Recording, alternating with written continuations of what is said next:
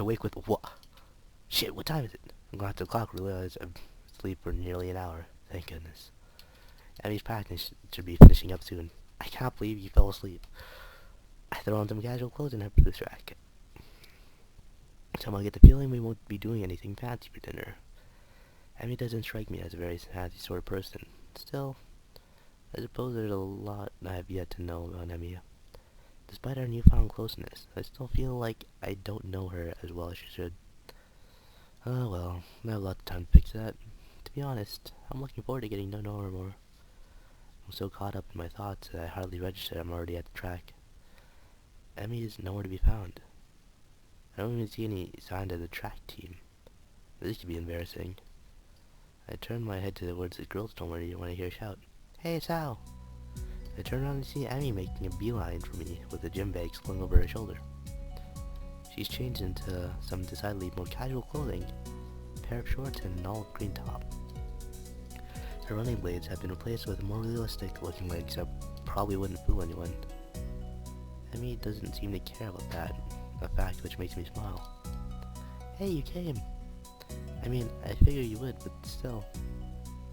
I suddenly find myself wrapped in a rather affectionate hug. It proves to be impossible for me to keep what must be the world's largest grin off my face. Well, of course I came. I'd be crazy not to, right? Emmy ponders this for a moment. You know that's true. I mean, I'm pretty amazing after all. I shrug in response. I certainly think so. Off that remark, which is why I'm surprised to see that it seems to have caught Emmy by surprise. She blushes and smiles warmly at me. We're planning a kiss something on my lips. Now it's my turn to be surprised. Geez, they're just going at it. Emmy steps back, resting her weight on her back knee, what? Looking pleased with herself. My brain fumbles for an appropriate response. I should compliment you more often. Emmy laughs and gives me a playful shove. Jerk. I throw an arm around Emmy's shoulder and pleased when she immediately leans into me as if we're the most natural thing in the world. So where to? I'm not actually sure. Where do people go on dates around here anyway? It's a damn good question. I've got no idea. Why don't we just head down to the Oramore and grab something portable? Emmy's face brains at this idea. A picnic! I think you're onto something, Sal. Emmy snakes her arm around my waist, and we begin to head for the front gate. I'm entirely unsure of what I'm meant to do in this situation. At least Emmy seems to be equally clueless. Despite the relaxing feeling of me being with Emmy, I still can't help feeling a little tense. What if I do something wrong? God damn it. What if I make an ass out of myself? Oh my god, no. The trip of an Aura is 7-Eleven is accompanied by Emmy's chatter at how practice went. I keep quiet for the most part, really enjoying the warmth of being around Emmy. We get a few odd looks for passerbys, but I don't mind. We wind up buying some bread and instant noodles, realizing too late that we cannot actually cook the latter in the park. Oh well, we'll make it for lunch or something. That'll work. The park is located after a brief loss of direction that I blame entirely on Emmy. She of course blames me. I find a spot beneath a tree and sit down. I lean back against the trunk. Emmy sits across from me. I guess we should have brought a blanket or something to sit on, huh? Emmy shrugs. I don't mind. Neither do I. Emmy tosses me a package of bread and we dig in. Curry bread. Interesting. I guess I wasn't really paying attention to what I grabbed in the stove. Hey, Sal, you look like your bread's a little spicy. I shake my head, trying in vain to keep an image of manliness. Nah, it's hardly spicy at all. I see. That must be why your face is gone so red. That's exactly, the lack of spice was gone my blood up. Because of this push my way. Maybe laughs and swallows the last of her bread. Well, if you can't handle it, I'll be glad to take it off your hands. Hey, just because you wolfed down yours so quickly doesn't mean I'm gonna give you mine. Emmy pouts and causes me to nearly choke on my bread with laughter. Oh, come on, Sal. Aren't you supposed to be concerned with making sure I've got enough to eat now? We're dating, you know. Though, it looks trouble all of a sudden. I can't say I feel any different. What do you mean by that? What makes this a date? Which is that we would have done anyway. What we would have done anyway, really. But this really shouldn't feel different. Because before, we'd have lunch with we were friends, and now we're a level above friends. You sound like Rin. Laughter escapes, and Emmy grins. Well, she might have put the thought in my mind. We've talked about this sort of thing before. Really? About me? Not really, just stuff, really. Rin thinks that the change of the label from friend to girlfriend seems arbitrary most of the time, but there's no difference between the two. I can think of at least one, you don't tend to kiss your friends quite as much. For the second time, Emmy blushes slightly and giggles. I suppose you're right. Exactly. I'm always right about things like this. Emmy rolls her eyes and chuckles. Guess you're pretty smart, huh? I'm not in agreement. Yep. Even Mattel thinks so. He thinks I should go into some scientific study after graduation. Emmy raises an eyebrow. Oh, really? Yeah. I'm thinking actually it might do just that. Really, the more I consider that idea, the more it appeals to me. I make a mental note to look into it a little more closely. So, what are you thinking of doing after graduation? Still planning on running? Emmy shrugs, seeming almost a bit hesitant. I don't know. If I'm good enough, I can find a team, I guess. You mean you aren't sure? I haven't really thought about it, to be honest. Really? You probably should, graduation isn't that far off. Emmy fidgets a little nervously. Yeah, well, it's far enough, right? Besides, I've got other things to think about. There's a mischievous flash behind Emmy's eyes, and I suddenly find myself slowly pinned against the tree. Like making sure this is a real date, right? I mean, if we don't kiss, then it's not a date at all, right? I suppose strawberries and curry, not the best combination, but I don't think I mind. Emmy sits back on the legs and grins again. There, science would prove right. Oh, and she's sitting on your legs too. God damn it. I had the oddest mental image of Mattel nodding seriously and making a mark on some checklist. I can't help laughing at that idea. Well, I'll admit, this is the first time I've ever witnessed a kid met with laughter afterwards. Should I feel offended? No. I'm sure science approves. Emmy beams at me. I find it increasingly difficult to keep my brain functioning properly. Oh, good. And at this point, I notice that Emmy has stolen my curry bread, while otherwise occupied with images of teachers wielding clipboards. Hey.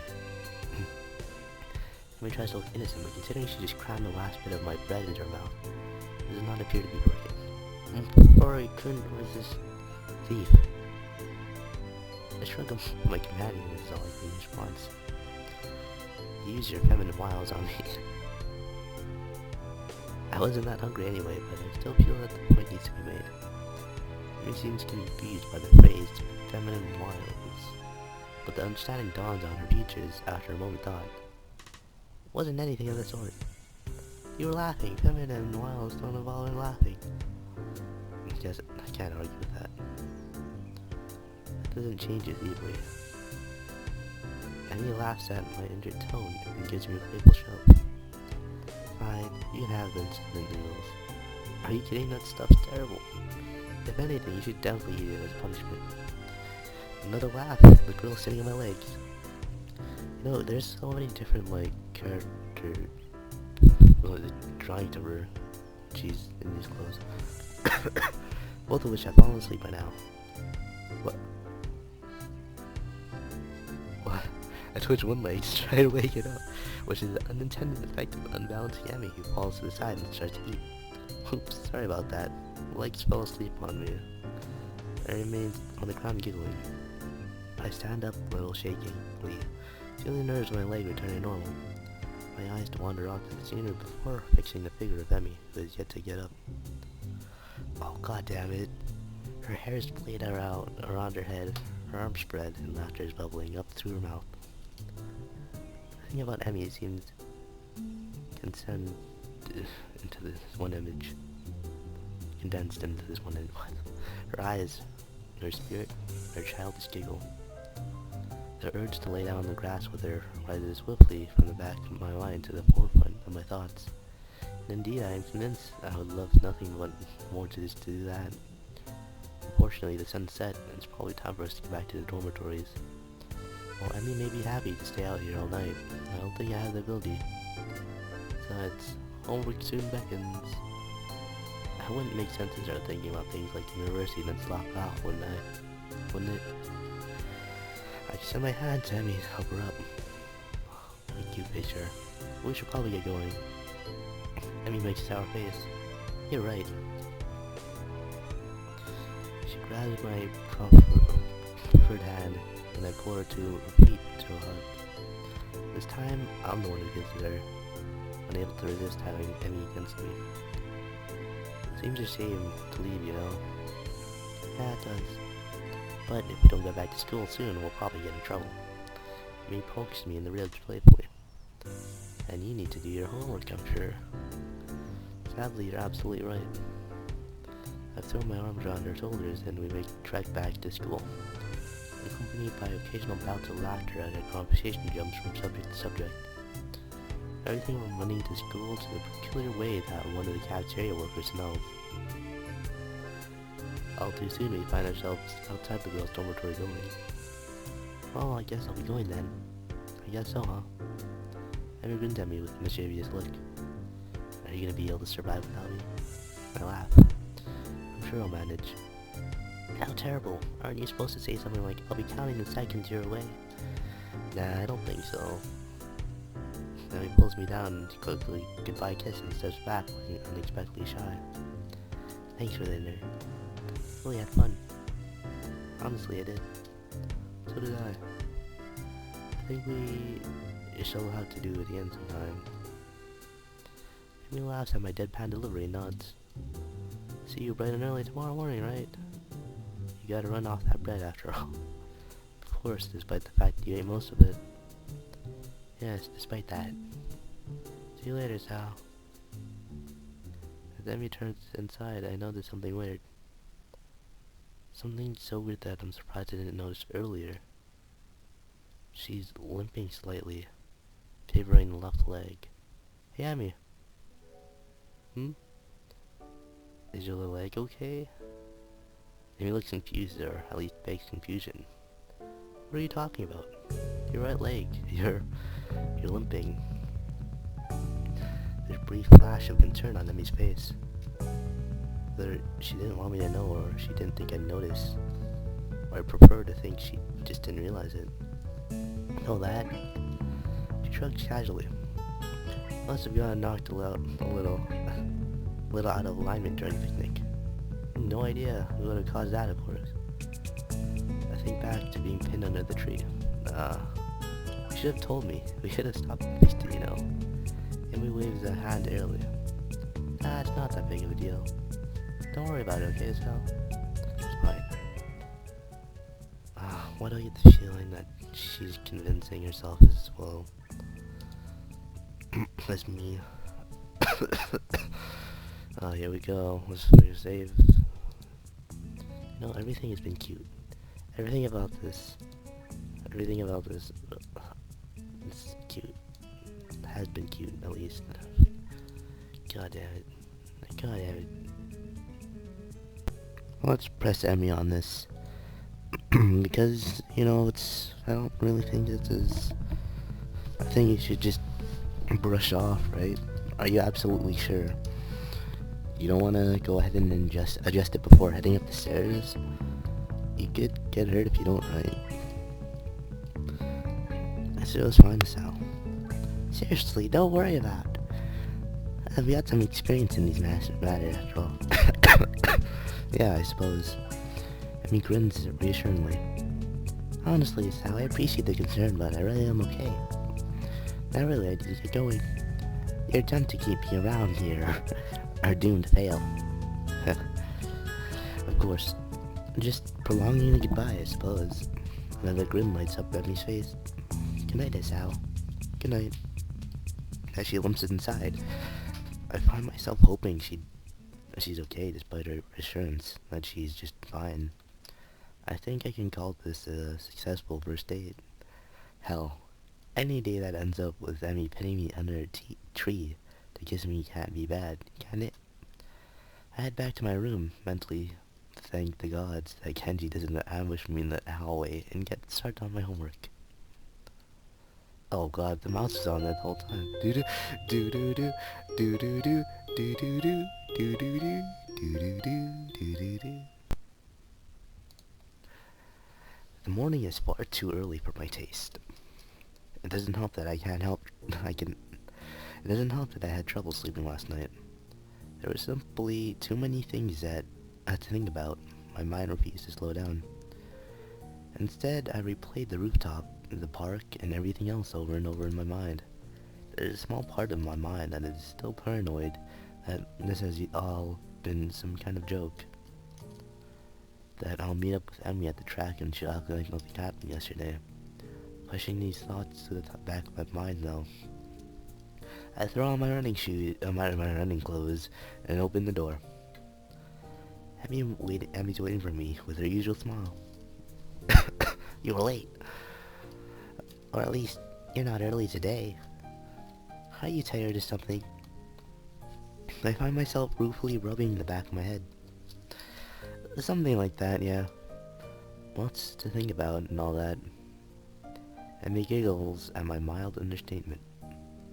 Yeah, I didn't sleep that well either.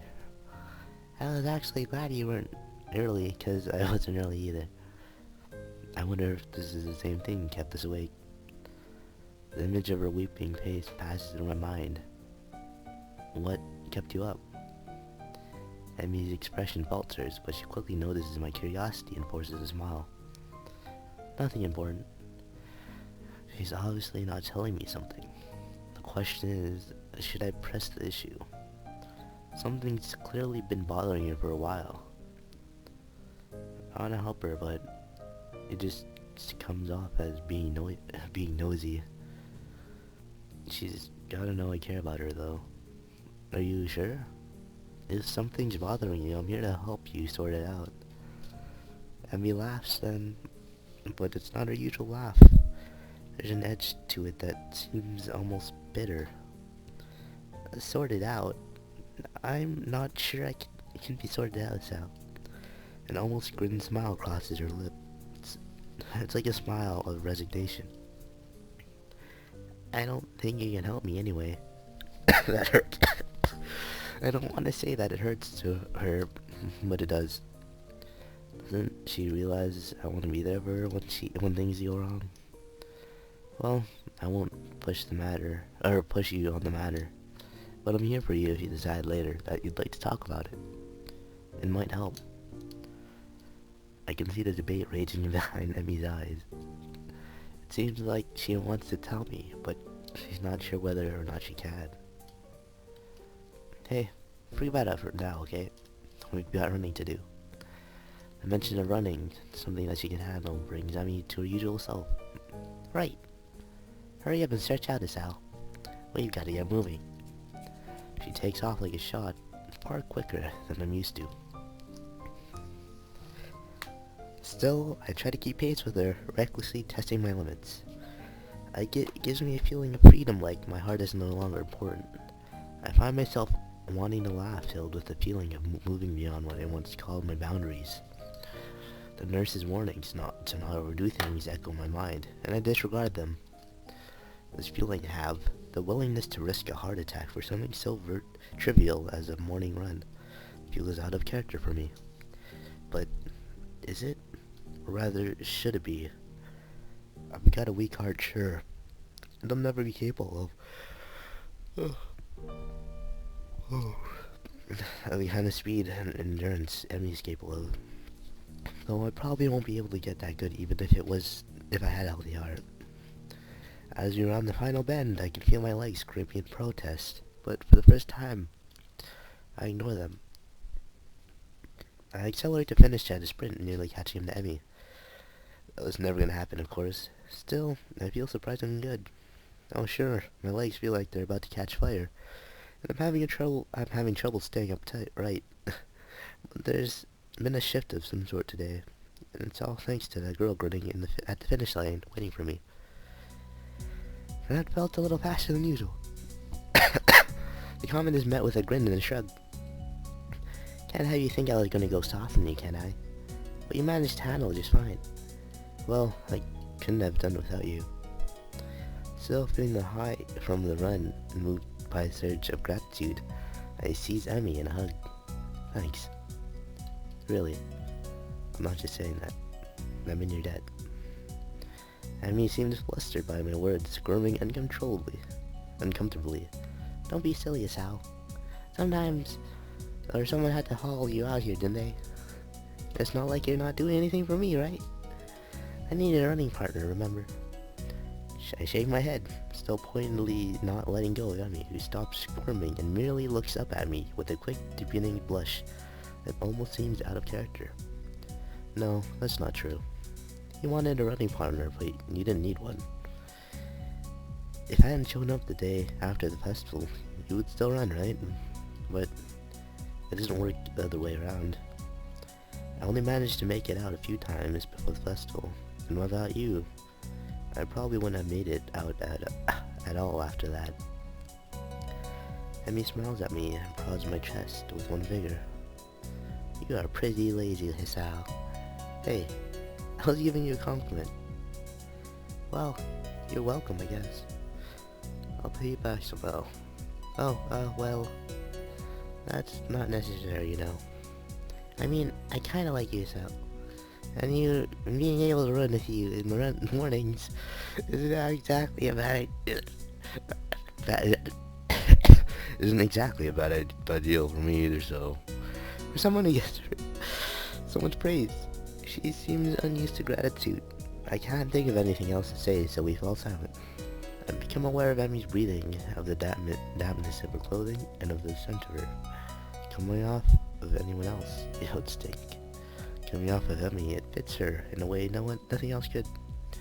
Her skin is cool, slick, and with sweat, and breeze causes goosebumps to rise. Almost without thinking about it, I lean down and meet Emmy's mouth, which has already moved to meet my own. Her lips are soft, and she hums happily as we kiss, sending vibrations from her mouth to mine. There's startlingly rightness to everything about this moment. We fit one another perfectly. This kiss ends, and I finally let my arms drop back to my sides. Emmy smiling warmly at me giggles again. Come on, Sal, we better go see the nurse. Then it happens. As she turns to begin walking, she gives out a tiny yelp and stumbles forward. Emmy! I leap to steady her and notice with some concern that she's favoring the same leg as last night. Your leg. Emmy seems panicked and pushed me away from me. It's fine. My expression must seem hurt because she hastens to apologize. Sorry. Didn't mean to push you like that. I was just... She stumbles for something to say. It's nothing, really. Hey, don't worry about it. She's so flustered I decide to shrug the whole thing off, but there's a cold feeling in the pit of my stomach now that won't go away. I tried to step in and help her and she pushed me away. Smiling, I shoved those thoughts to the back of my mind and concentrated on Emmy. I just don't want you getting hurt, that's all. You don't have to worry about me, honest.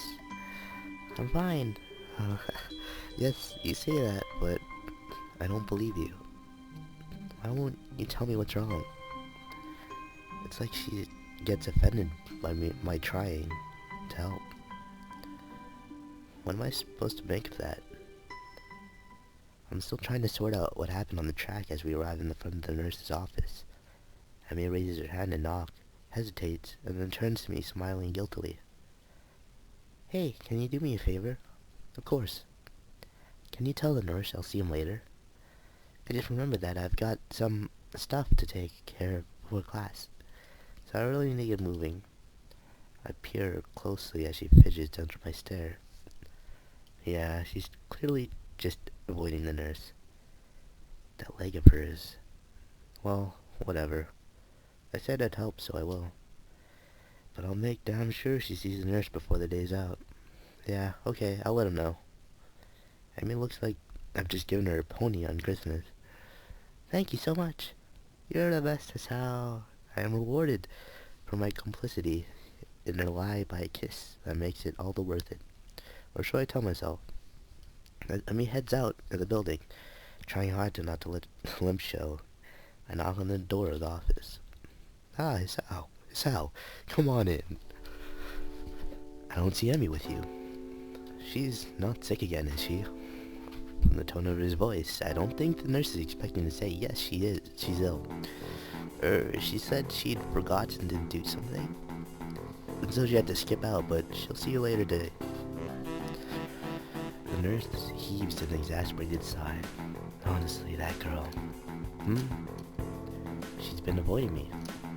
Yesterday, she was in and out of here without even taking off her prosthetics, and now this. Well, at least it's not just me. Emmy doesn't want an annoying. That's, comfort, I guess. Still, I feel like I should say something about the leg. I said I'd lie for her, but she really needs to see him. Now that you mention it, she was limping pretty badly today. And last night as well. The nurse's eyes narrow at the words last night. And what exactly were you two doing last night? We were, on a date. The nurse raises his eyebrows in surprise. Really? Interesting. Huh? Oh, nothing. His gaze turns thoughtful and then he grins at me. You don't think you could use some of that boyfriend charm to get her to come see me today, can you? Of course. I was planning on doing something that anyway. I think she's really hurt and just pretending she isn't. Yes, she does that. I'm afraid I'll make her stop running. Will you? I don't like to, but if it's bad enough that she's been limping, well, I guess I'll have to see what's wrong with myself before I make the call. I see. Emmy not allowed to run. Perish the thought. I don't know if she'd be able to function without running. No wonder she's reluctant to admit anything's wrong. Well, I'll make sure she sees you. Good. Oh, before I forget. He grins at me again in what feels like a vaguely threatening manner. Don't forget what I know what medications you're on. Oh god. You be careful about it around Emmy on it. Wow, you look serious too. God. Don't hurt Emmy. I wouldn't dream of it. Grand. I'd hate for you to be late. Huh? Late as in late sound, guy. He frowns briefly, dissatisfied. Sounded better in my head. Well, at any rate, get out of here before you miss the first class. You've got things to do, I'm sure. Shoo. As I leave, I notice the nurse pulling out his phone and dialing a number. Michael, your daughter's being a pain in the ass again. I'd better head back to my room, where I'll be late. Hey, wasn't he supposed to check my heart rate?